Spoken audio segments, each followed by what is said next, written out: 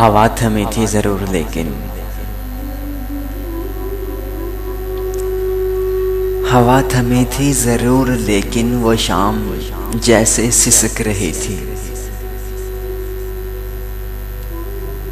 कि जर्द पत्तों ने आंधियों से अजीब किस्सा सुना दिया था।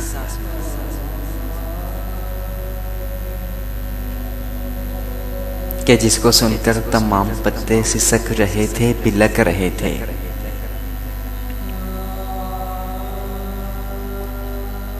जाने किस सानहे के गम में शजर जड़ों से उखड़ गए थे।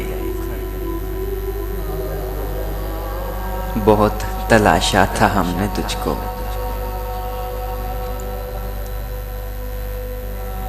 बहुत तलाशा था हमने तुझको, हर एक रास्ता, हर एक वादी, हर एक पर्वत, हर एक घाटी, मगर कहीं से खबर न आई, मगर कहीं से खबर न आई। तो ये कह के हमने था दिल को टाला, हवा थमेगी तो देख लेंगे। ये कह के हमने था दिल को टाला, हवा थमेगी तो देख लेंगे, हम उसके रास्तों को ढूंढ लेंगे।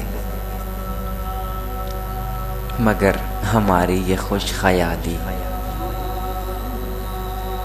मगर हमारी ये खुश ख्याली जो हमको बर्बाद कर गई थी। हवा थमी थी जरूर लेकिन बड़ी ही मुद्दत गुजर चुकी थी। हमारे बालों के जंगलों में सफेद चांदी उतर चुकी थी।